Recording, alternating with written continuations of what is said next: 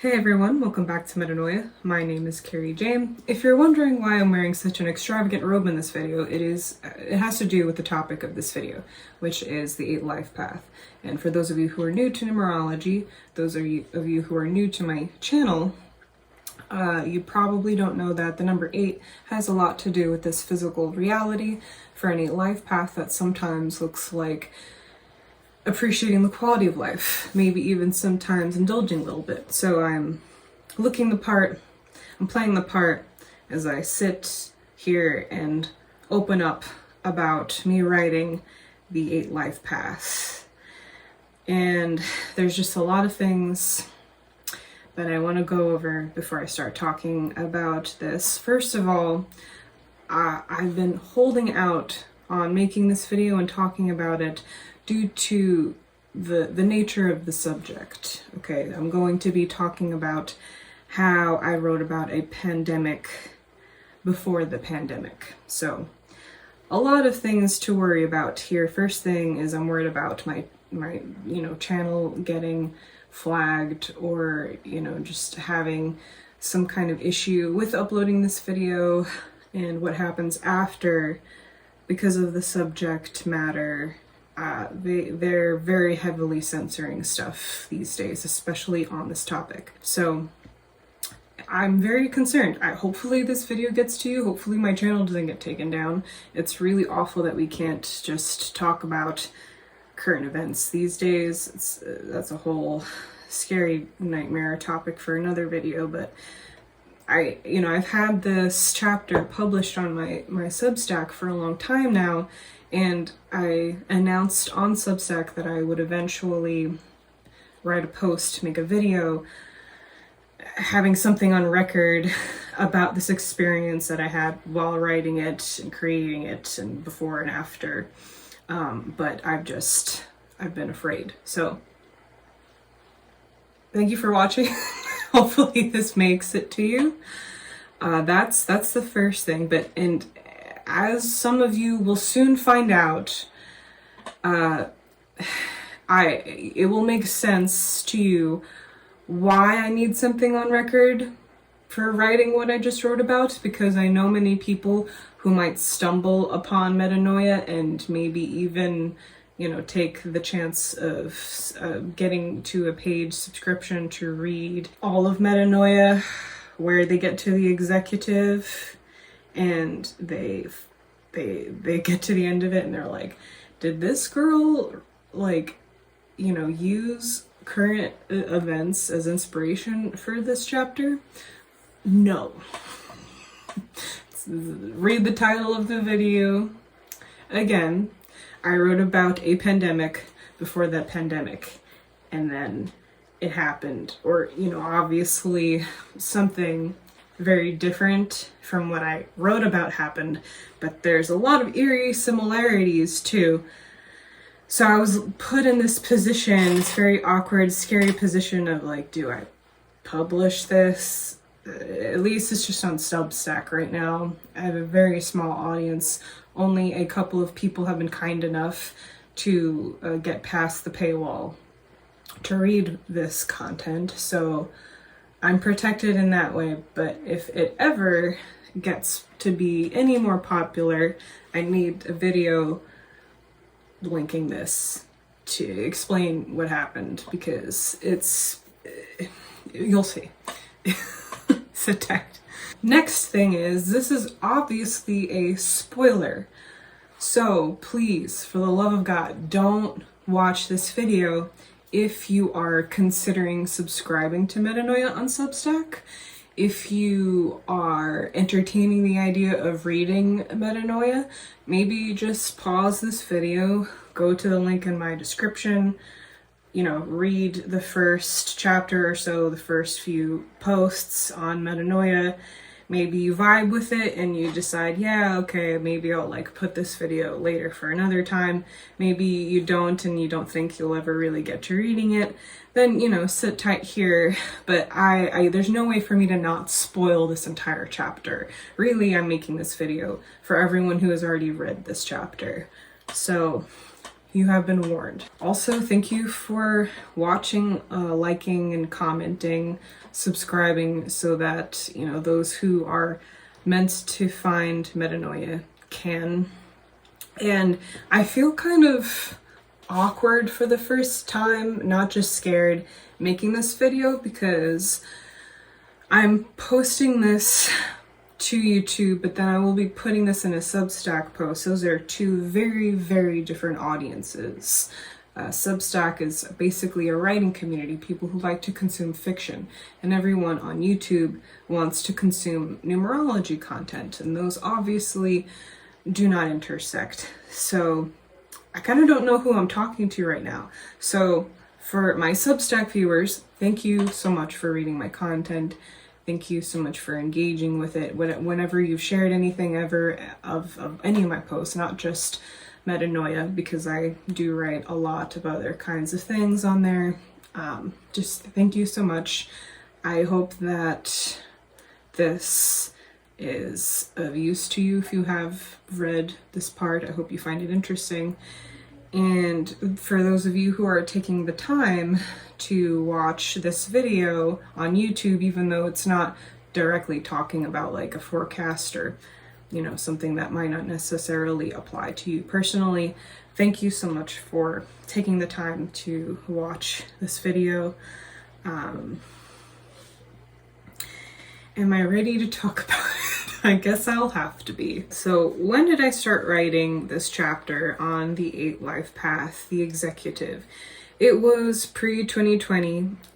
It took me a long time to write, so I would think probably like 2018, 2019 is when I really like wrote everything and completed it. And then obviously I published it when I published it. But I had just started writing the 5 life path, which is now finished and on Substack when 2020 was underway.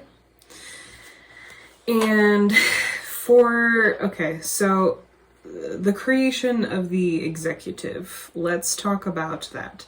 Let's talk about the background information. For those of you who have already read it, this is just going to be a refresher. But essentially, in the executive, I wrote about a race that is very corporate, very militaristic. I saw those going hand in hand very well. Territory on this world that I've made is divided up by sector rather than geography. So you have like a medical, a production, and an energy sector, and each has its own military. So imagine things being divided up by business rather than, you know, map lines, geographical lines. So as materialists, which is this race, this civilization that I wrote about, they also are reptilian. They worship their physical universe, everything money can buy. The Pax, the planet name, has a race of people within this that do not do this the way that's accepted. They are considered heathens. They are called subpaxons. They are basically disenfranchised and live in poverty as a result. They're cast out of normal society.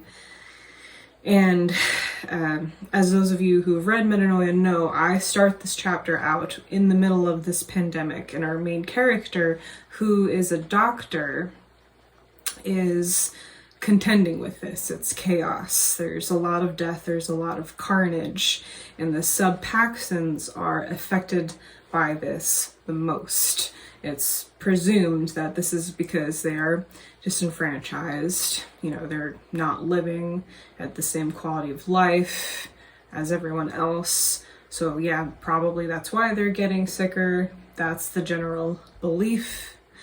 And also, unfortunately, no one really cares about them.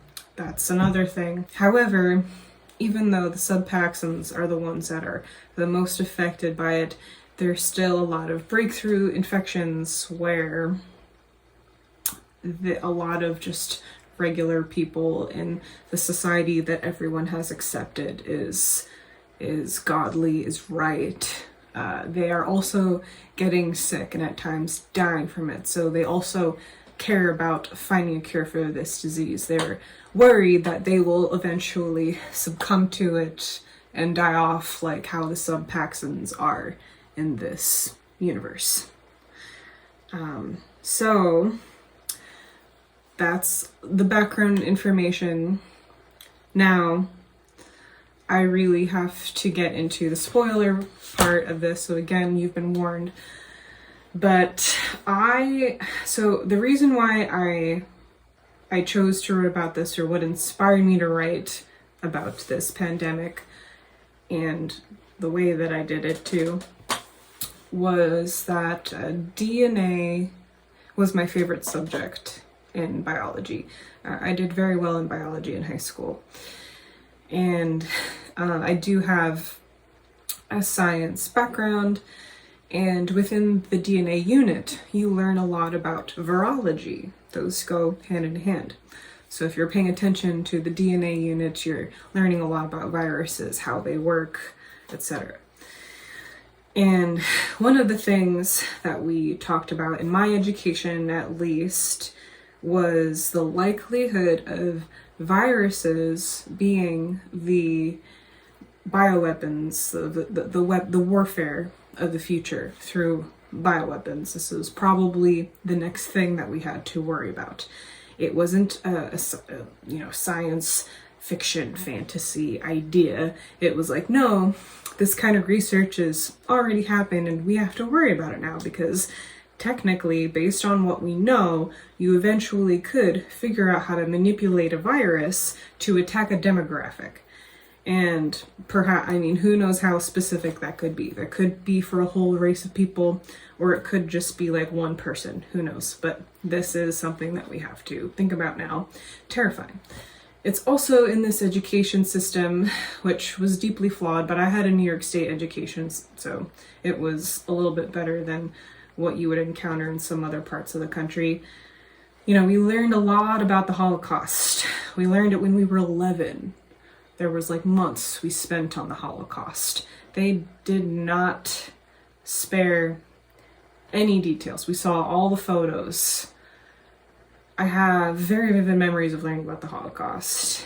I remember my teacher eventually at one point just breaking down and crying, and the thing that broke her was a photo of these children being loaded into the cattle cars to be taken to the gas chambers.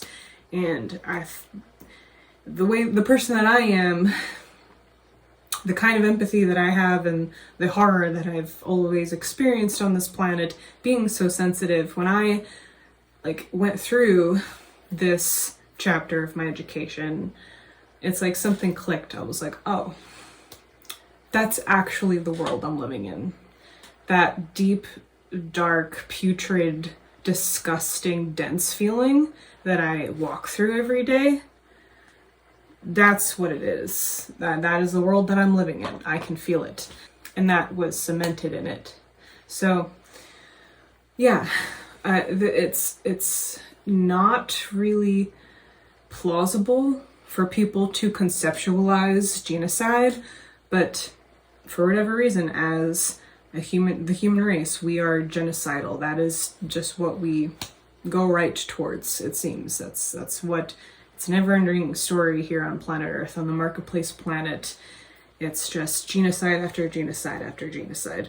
So, yeah, I thought in some very dark, twisted, futuristic sci-fi setting that a race of intelligence, especially one that is very corporate and materialistic, could develop a bioweapon to attack a demographic. So why would they do that, though? Well, in this fictional universe that I created before the pandemic, I thought, well, there's these three sectors working. They have like a hierarchical system of like royalty. There's like family with a lot of money within these systems. Perhaps one of them needs to gain power in order to attain a certain goal, which kind of like where these people are at right now. They're working towards space, which takes a lot of resources, takes a lot of physical resources.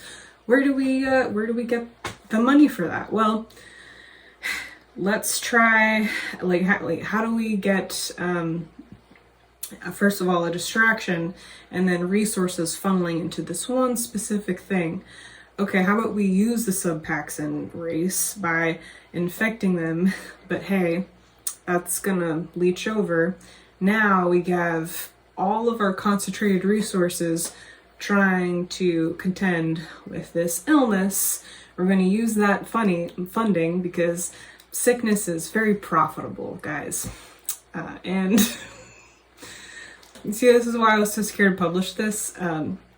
And eventually, which you find out towards the end of the chapter, the whole plan all along was to, once they had enough funding and resources, enough carnage from the subpaxin race, they already had a cure that they were going to release. They just needed to create this problem, which created a lot of money for the medical sector. Yeah. So, on to why this is so uncomfortable. There's still a lot of mystery to the pandemic. We're not even allowed to fucking talk about it. We're not, I can't even, I gotta be afraid to post a video talking about a thing that we have to deal with every day. Lab leak theory is a leading theory. It makes a lot of sense. We have a lot of money going into this lab doing research on viruses, and the pandemic started from the same exact location where a whistleblower working in that lab died mysteriously of COVID, maybe. Trying to tell us about it, trying to warn us about it, with the country and other interests trying to be very quiet about it. Sponsored by Pfizer.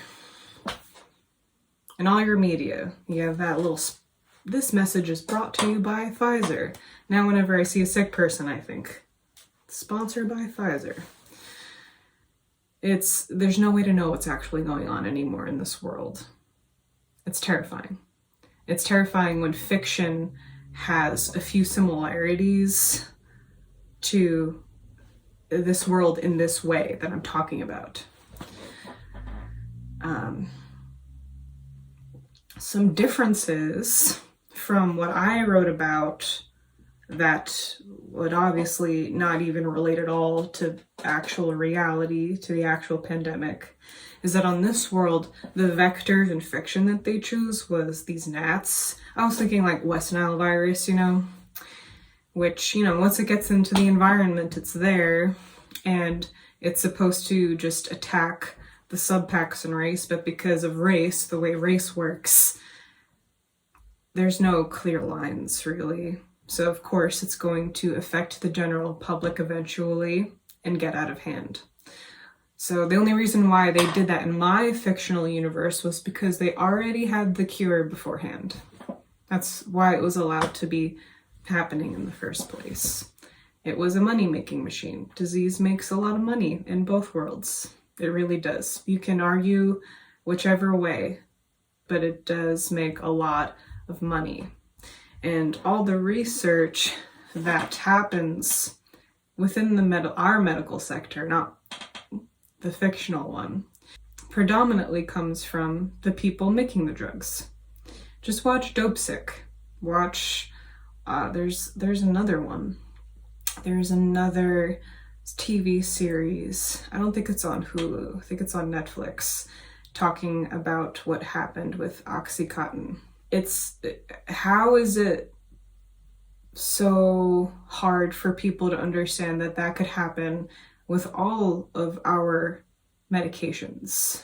It's not. It just happens to be that with OxyContin, it was particularly heinous. It was particularly tragic because it's heroin. But they market all of the drugs as much as they can, and they sell whatever they can to us.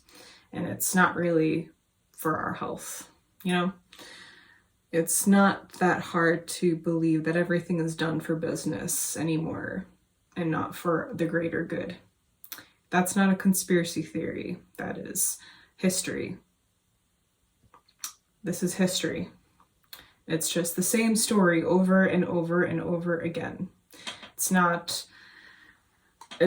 just disturbing to me that, we have a 1984 George Orwell future and present. It's something that I am too aware of and then have to put so much energy into, like, just disassociating from it, so I know what life is like for everyone else, so I can continue to go to work and pay taxes and believe that that's doing something. It's horrific, this world, and that is why I talk a lot about difficult things on Metanoia on this channel, because as I said over and over and over again, nothing is going to change unless we look at it.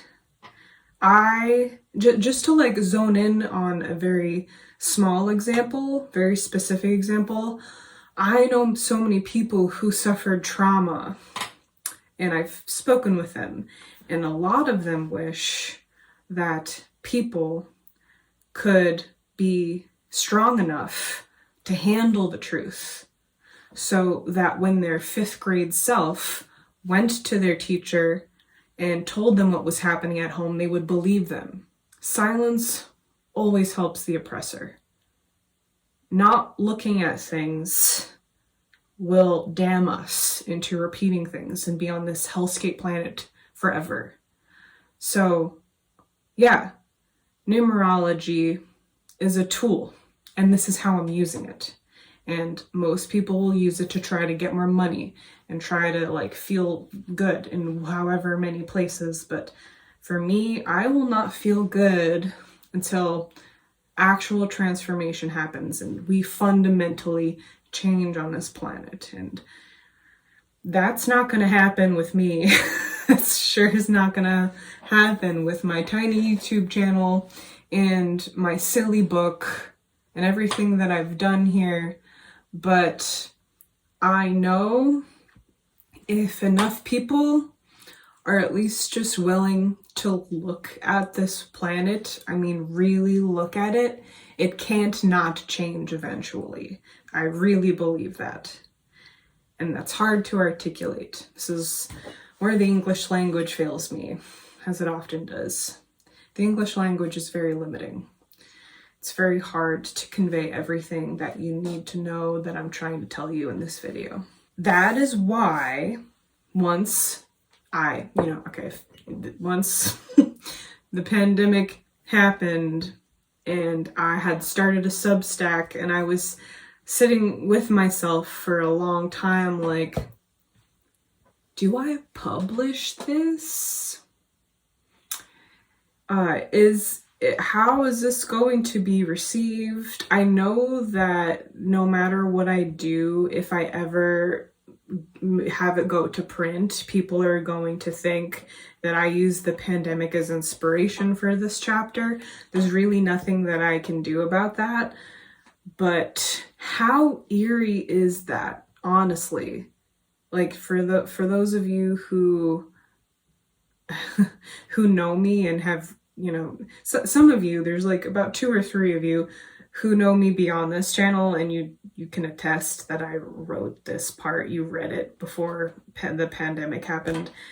How strange is that I was just kind of entertaining. I was inspired by this world, and I was like, it's very corporate, it's very materialistic,